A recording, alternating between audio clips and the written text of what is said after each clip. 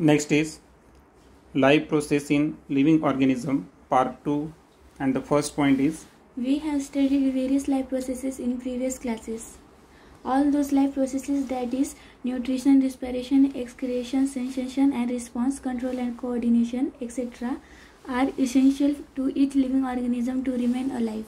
आणि या अगोदर आपण पाहिलेलं आहे की ज्या महत्त्वाच्या लाईफ प्रोसेस आहे की ज्यामध्ये सर्वात महत्त्वाचं न्यूट्रिशन, जे की आपल्याला डायजेशन या सिस्टीम थ्रू आपल्या बॉडीला मिळत असतं. त्यानंतर रेस्पिरेशन, जे की रेस्पिरेटरी सिस्टीम जी आपली बॉडीची आहे. त्यानंतर एक्सरेशन, जे की आपल्या स्किन थ्रू होत असतं. आणि त्यानंतर एक्सरेटरी ऑर्गन मेन आपला किडनी.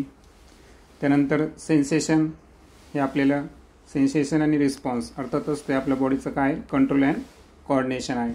तर या सर्व ज्या इसेन्शियल लाईफ प्रोसेस आहेत ते आपल्याला जिवंत राहण्यासाठी फार इसेन्शियल आहेत. Besides these life processes, one more life process occurs in living organism. It is reproduction. आता या सर्व लाईफ प्रोसेस व्यतिरिक्त आणखीन एक लाईफ प्रोसेस आहे की जी लिव्हिंग ऑर्गॅनिझममध्ये फार महत्त्वाची आहे आणि ती आहे reproduction. However, reproduction does not help the organism to remain alive, but it helps to maintain the continuity of the species of that organisms. आता रिप्रोडक्शन ही इसेन्शियल लाईफ प्रोसेस जरी असेल, मात्र ती आपल्याला जिवंत राहण्यासाठी महत्त्वाची नाही सजीवांना. तर ॲक्च्युअल कोणत्याही स्पेसीज जी आहे तर त्या स्पेसीजची कंटिन्युटी मेंटेन करण्यासाठी रिप्रोडक्शन हे तितकंच महत्त्वाचं असतं. Formation of new organism of same species by earlier existing organism is called as reproduction.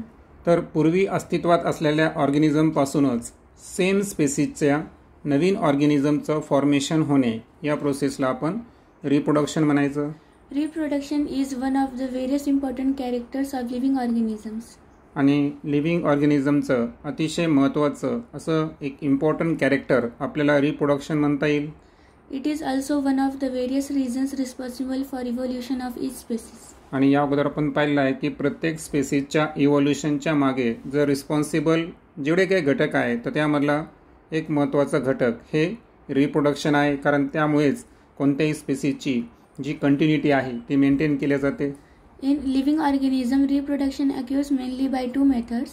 Those two methods are asexual and sexual reproduction. आणि सजीवांमध्ये रिप्रोडक्शनचे दोन मुख्य प्रकार आहे. पहिला आहे असेक्शुअल, ज्याला आपण युनिपॅरेंटल रिप्रोडक्शन म्हणतो, आणि दुसरा आहे सेक्शुअल रिप्रोडक्शन.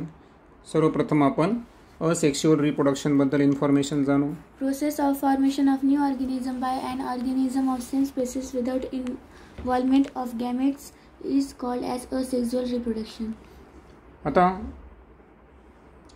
नवीन ऑर्गॅनिझम फॉर्मेशनची अशी प्रोसेस की ज्यामध्ये ऑर्गॅनिझम जो आहे हा सेम स्पेसीजचा या ठिकाणी निर्माण होतो, मात्र यामध्ये कोणत्याही प्रकारे गॅमेटचा समावेश नसतो. सो इन्व्हॉल्वमेंट ऑफ गॅमेट जे आहे त्याच्याशिवाय सेम स्पेसीजचा सेम स्पेसीजच्या ऑर्गॅनिझमपासून नवीन ऑर्गॅनिझमच्या प्रोसेस फॉर्मेशनच्या प्रोसेसला आपण असेक्शुअल रिप्रोडक्शन म्हणू.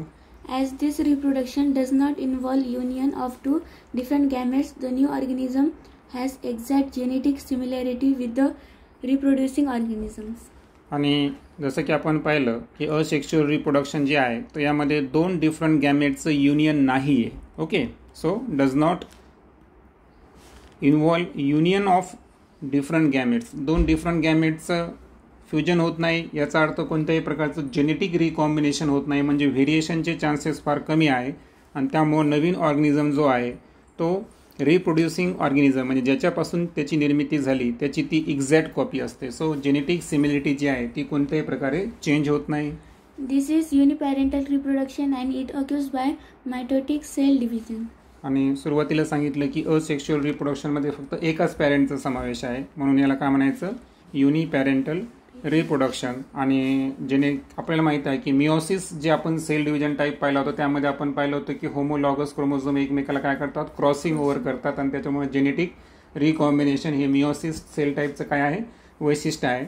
आणि दॅट्स वाय जे तशा पद्धतीची चान्सेस इथं गॅमेटचं फ्युजनच नाही म्हणून ती प्रोसेस आहे का, नाही. म्हणून लक्षात ठेवायचं की असेक्शुअल रिप्रोडक्शनमध्ये जो सेल डिव्हिजनचा टाईप आहे तो कोणता आहे, mitotic. Absence of genetic recombination is a drawback, whereas fast process is advantage of this reproductive method.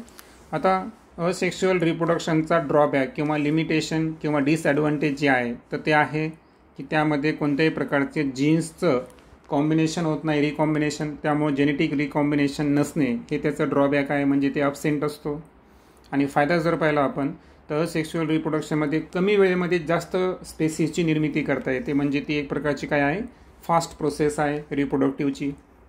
आता आजच्या या व्हिडिओमध्ये आपण फक्त asexual reproduction in unicellular organism या संदर्भातच बोलू. Prokaryotes, bacteria, protists, amoeba, paramecium, euglena, etc. and eukaryotic cell organelle like mitochondria and chloroplasts perform asexual reproduction by binary fission. आता हे जे असेक्शुअल रिप्रोडक्शनचा पहिला टाईप पाहिलो आपण बायनरी फिजन. ओके, तर हे बायनरी फिजन या टाईपनं असेक्शुअल रिप्रोडक्शन परफॉर्म करणारे जे ऑर्गॅनिझम्स आहेत तर त्यामध्ये फर्स्ट आहे प्रोकॅरियोट्स, ज्यामध्ये काही बॅक्टेरियांचा समावेश आहे. ओके, प्रोकॅरियोट्स आपल्याला माहीत आहे की बॅक्टेरियाची सेल ही प्रोकॅरियोटिक टाईप असते. त्यानंतर प्रोटिस्ट, यामध्ये अमिबा असेल, पॅरामेशियम आणि युग्लेना, आणि त्यामध्ये काही युकॅरियोटिक सेल ऑर्गॅनिल्स आहेत, तर पेशीमधलीच काही अंगके आहेत. तर त्यामध्ये जे एनर्जी रिच कंपाऊंड तयार करणारे ATP जनरेट जिथं होतात, ज्याला power house of the cell म्हणतो, दॅट इज द मायट्रोकॉन्ड्रिया. आणि ॲक्च्युअल ज्यामध्ये फोटोसिंथेसिस प्रोसेसनं ज्याच्या थ्रू काय होतं फॉर्मेशन, प्लांटचं फूडचं फॉर्मेशन होतं, तो पार्ट कोणता आहे, क्लोरोप्लास्ट.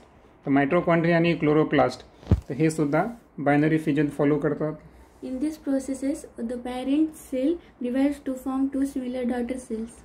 आणि हे जे बायनरी फिजन आहे तर यामध्ये जी पॅरेंट सेल आहे ना ही स्वतःहून डिवाईड होते आणि त्यापासून दोन सिमिलर टाईपच्या डॉटर सेलचं फॉर्मेशन होतं. Binary fission occurs either by mitosis or amitosis. आता आपण पाहिलं की असेक्शुअल रिप्रोडक्शनमध्ये मिओसिस नसतं. आता बायनरी फिजन जे आहे तर त्यामध्ये आयदर मायटोसिस किंवा अमायटोसिस हे सेल डिव्हिजनचे दोन टाईप दिसून येतील. Excess of fission or division is different in different protists. For example, amoeba divides in any plant due to lack of species shape. Hence, it is called as simple binary fission. आता axis of fission किंवा जे division म्हणू आपण axis of division, तर हा different प्रोटिस्टमध्ये different असतो. जसं की आता अमिबामध्ये जर पाहिलं आपण तर अमिबामध्ये काय होतं माहिती आहे का, की आपल्याला माहिती आहे की सिडोपोडिया शेप तयार करणं त्याचं वैशिष्ट्य आहे, बरोबर.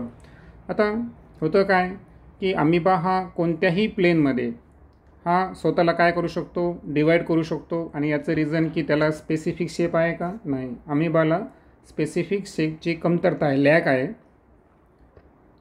आणि यामुळे तो कोणत्याही प्लेनमध्ये स्वतःला डिवाईड करू शकतो. आणि त्यामुळे अमिबामध्ये जो बायनरी फिजनचा टाईप असेल तो असेल सिम्पल बायनरी फिजन.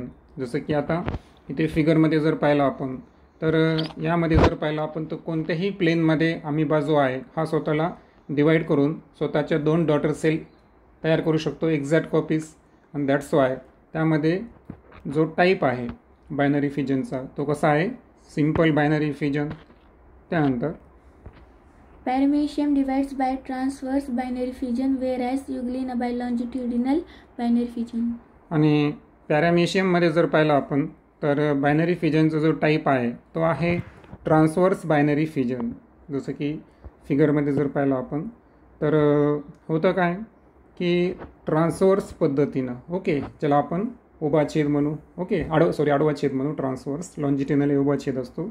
तर ट्रान्सवर्स पद्धतीनं जो पॅरामेशियम आहे तो डिवाईड झाला आणि त्यानंतर त्याचे दोन एक्झॅक्ट डॉटर सेलचं फॉर्मेशन झालं. आणि दॅट्स वाय जे पॅरेंट पॅरामेशियमपासून दोन डॉटर पॅरामेशियमचं फॉर्मेशन झालं. तर हे बायनरी फिजनचा टाईप कोणता आहे, ट्रान्सवर्स बायनरी फिजन. आणि राहिला प्रश्न युग्लेनाचा, तर युग्लेनामध्ये जो टाईप दिसतो आपल्याला तो आहे लॉन्जिट्युनल बायनरी फिजन. आणि यामध्ये व्हर्टिकल पद्धतीनं जे आहे ना, व्हर्टिकल पद्धतीनं जी सेल आहे ती डिवाईड व्हायली आणि फायनली एका पॅरेंट युग्लेनापासून दोन डॉटर युग्लेनाचं फॉर्मेशन झालं. आणि दॅट्स वाय जो बायनरी फिजनचा टाईप आहे युग्लेनामध्ये तो लॉन्जिट्युडिनल टाईपचा आहे.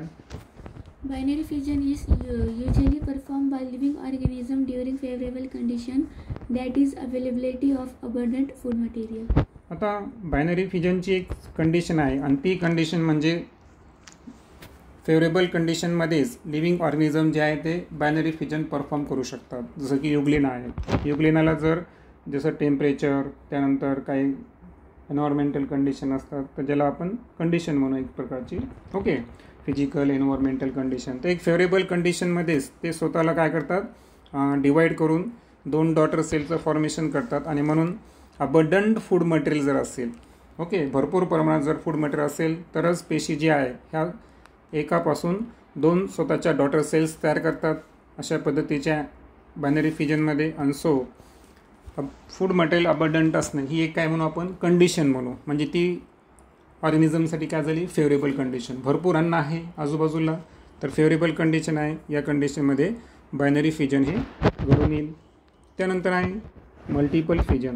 Asexual reproduction by multiple fission is performed by amoeba and other similar protists. आता मल्टिपल फिजन या टाईपनं असेक्शुअल रिप्रोडक्शन जे आहे हे अमिबा आणि त्यानंतर काही अमिबासारख्याच प्रोटिस्टकडून घडून येतात. Amoeba stops the formation of pseudopodia and thereby movement whenever there is lack of food or any other type of adverse condition. आता आपण पाहिलं की अबंडंट फूड मटेरियल असणं, फेवरेबल कंडिशन असणं हे बायनरी फिजनसाठी इसेन्शियल होतं. आता असं झालं की आपण पाहिलं की अमिबामध्ये सुद्धा आपण सिंपल बायनरी फिजन पाहिलं. असं झालं की अमिबाला काय मिळालं नाही, अन्न मिळालं नाही, लॅक ऑफ फूड. मग फूडची कमतरता आहे, अर्थातच ती त्याच्यासाठी कोणती कंडिशन आहे, ॲडवर्स कंडिशन. ॲडवर्स कंडिशनमध्ये अमिबाची काय मुवमेंट स्टॉप होते. मुवमेंट स्टॉप झाली म्हणजे त्याचा सिडोपिडिया जो शेप तो स्वतःचा तयार करतो ती फॉर्मेशनची प्रोसेससुद्धा काय होते या ठिकाणी स्टॉप होते. It becomes rounded and form protective covering around plasma membrane. आणि याच्यामुळं काय होतं की सिडोपोडिया शेपचं फॉर्मेशन हे अमिबाकडून स्टॉप झालं ॲडवर्स कंडिशनमध्ये. म्हणून अमिबानं स्वतःला काय केलं, राऊंडेड फॉर्ममध्ये स्वतःला तो काय करतो, मूव्ह करतो. आणि त्यानंतर त्याचा जो प्लाझ्मा मेम्ब्रेन आहे त्या प्लाझ्मा मेम्ब्रेनच्या बाहेर, ओके, प्लाझ्मा मेम्ब्रेन माहिती आहे आपल्याला की युकॅरियोटिक सेलची ती सर्वात ॲनिमल सेलमधली सर्वात आउटर कवरिंग आहे. आणि याच्या बाहेर एक प्रोटेक्टिव्ह ॲडिशनल कवरिंग तयार होते. Such इन्सिस्टेड amoeba or any other protist is called as cyst. आणि अमिबा असेल किंवा प्रोटिस्ट असेल याच्या सभोवताली ॲडवर्स कंडिशनमध्ये जर राऊंडेड पद्धतीची प्रोटेक्टिव्ह कवरिंग तयार होत असेल तर त्या अमिबाला काय म्हणू आपण इन्सिस्टेड अमिबा. किंवा त्या प्रोटिस्टा आणि अमिबाच्या बाजूला जी कवरिंग तयार झाली हार्ड कवरिंग त्याला म्हणायचं cyst. Many nuclei are formed by repeated nuclear division in the cyst. आणि या सिस्टमध्ये काय होतं की आपल्याला माहीत आहे की ते कशाच्या बाहेर तयार झालं, प्लाझ्मा मेम्ब्रेनच्या बाहेर तयार झालं. म्हणजे इथं काय झालं की कॅरिओकायनेसिस सुरू आहे परंतु सायटोप्लाझम डिव्हिजन व्हायला का नाही, सायटोकायनेसिस स्टॉप आहे. म्हणून न्यूक्लिअर डिव्हिजन जे आहे कॅरिओकायनेसिस हे रिपीटेड म्हणजे बऱ्याच वेळेस हे घडून येतं. आणि जास्त वेळेस न्यूक्लिअर डिव्हिजन घडून झाल्यामुळं काय होतं की 2 पेक्षा जास्त म्हणजे बरेच न्यूक्लियरचं काय झालं त्या ठिकाणी फॉर्मेशन झालं. It is followed by cytoplasmic division and thus many ambuli are formed. आणि त्यानंतर काय होतं की जेव्हा बऱ्याचशे न्यूक्लियरचं फॉर्मेशन झालं त्याच्यानंतर सायटोप्लाझमिक डिव्हिजन होतं आणि त्याच्यामुळे मेनी ॲम्ब्युलायचं फॉर्मेशन झालं. They remain insisted till there are adverse conditions. आणि जोपर्यंत ॲडवर्स कंडिशन असेल तोपर्यंत एकाच म्हणजे सायटोप्लाझमिक डिव्हिजन झालं, एका अमिबापासून 2 तयार झाले परंतु प्रत्येक अमिबामध्ये काय झालेलं आहे इन्सिस्टेड कंडिशन आहे ना, बरेचसे न्यूक्लियर तयार झालं, प्रोटेक्टिव्ह कवरिंग आहे. Cyst breaks open on arrival of favorable conditions and many ambuli are released. आणि अबंडंट फूड मटेरियल आलं, फेवरेबल कंडिशन आली की तो सिस्ट काय होतो ब्रेक्स होतो, अर्थातच तो ओपन होतो आणि त्याच्यामध्ये निर्माण झालेले बरेचसे जे ॲम्ब्युलाय आहे ते ॲम्ब्युलाय काय होतात रिलीज होतात. जसं की फिगरमध्ये जर पाहिलं आपण तर हा पॅरेंट अमिबा होता. ॲडवर्स कंडिशनमध्ये कशाचं फॉर्मेशन झालं, सिसचं फॉर्मेशन झालं. त्यानंतर जर पाहिलं आपण तर काय झालं back to back nuclear division झाले, म्हणजे न्यूक्लियरचं डिव्हिजन झालं, बरेचसे न्यूक्लियर तयार झाले. आणि त्यानंतर सायटोप्लाझमिक डिव्हिजन झालं. आणि जेव्हा फेवरेबल कंडिशन आली तर डॉटर अमिबा जो आहे तर त्याच्या सराउंडिंगमध्ये तयार झाला, सिस्ट ब्रेक झाला आणि हे जे लहान लहान ॲम्ब्युला आहेत ते काय झाले त्या ठिकाणी रिलीज झाले. आणि फायनली आहे budding. You will see the yeast cells performing budding, that is a small bud coming out of many parent cells. आता फिगरमध्ये जर पाहिलं तर हा पॅरेंट ईस्ट सेल आहे आणि याच्यावर एक बल्ज फॉर्मेशन झालं. बल्जपासून न्यू बड आणि न्यू बडपासून डॉटर ईजचं फॉर्मेशन झालं. सो ईस्ट सेल जे आहे तर यामध्ये जो स्मॉल बड आहे तर हा स्मॉल बड जो आहे हा कमिंग आउट होतो बऱ्याचशा पॅरेंट सेलच्या वर. Asexual reproduction occurs by budding in yeast, a unicellular fungus. आणि हे जे बडिंग टाईपचं असेक्शुअल रिप्रोडक्शन आहे हे आपल्याला ईस्टमध्ये दिसून येईल, जो की एक प्रकारचा युनिसेल्युलर काय आहे, फंगस आहे. Yeast cells produce 2 daughter nuclei by mitotic division so as to reproduce by budding. आता यामध्ये मिओटिक तर नाहीच, त्याच्यामुळे मिटोटिक सेल डिव्हिजन आहे आणि त्यामुळे एका सेलपासून 2 डॉटर न्यूक्लियाचं फॉर्मेशन होतं. This yeast cells is called as parent cell. आणि ज्या ईस्ट सेलमध्ये 2 डॉटर न्यूक्लियाचं फॉर्मेशन होतं मायटोटिक डिव्हिजननं, ओके, दॅट्स वाय त्या पॅरेंट सेलला काय म्हणायचं, त्या ईस्ट सेलला काय म्हणायचं, parent cell. A small bulge appears on the surface of parent cell. आणि पॅरेंट सेलच्या वरती जर पाहिलं आपण तर एक स्मॉल बल्जचं फॉर्मेशन होतं, जसं की इथं सेकंड फिगरमध्ये जर पाहिलं आपण तर बल्जचं फॉर्मेशन झालेलं आहे. This bulge is actually a bud. आणि याच जो बल्ज आहे तर याला आपण काय म्हणायचं, बड म्हणायचं. जर की थर्ड फिगरमध्ये जर पाहिलं आपण तर आपल्याला बडचं फॉर्मेशन झालेलं दिसेल. One of the 2 daughter nuclei enter this bud. आणि आपण पाहिलं की पॅरेंट सेलमध्ये किती न्यूक्लिया आहेत, 2 डॉटर न्यूक्लिया आहेत, काही इथं दिलेलं आहे 2 डॉटर न्यूक्लिया आहेत. तर त्या 2 डॉटर न्यूक्लियामधली एक न्यूक्लिया जी आहे ते कशामध्ये एंटर करायला या ठिकाणी बर्डमध्ये एंटर करतो, कारण आपल्याकडे पॅरेंट सेलमध्ये 2 डॉटर न्यूक्लिया प्रेझेंट आहे, त्याच्यापैकी एक बर्डमध्ये एंटर करतो. After sufficient growth, bud separates from the parent cell and start to live independently as a daughter cell. आणि सफिशियंट ग्रोथ झाल्यानंतर जी बर्ड आहे तर ती पॅरेंट सेलपासून डिटॅच होते, सेपरेट होते आणि स्वतः इंडिपेंडेंट लाईफ जगते. काय म्हणून, डॉटर ईस्ट सेल म्हणून. नेक्स्ट व्हिडिओमध्ये आपण asexual reproduction in multicellular organism या संदर्भात डिस्कस करू.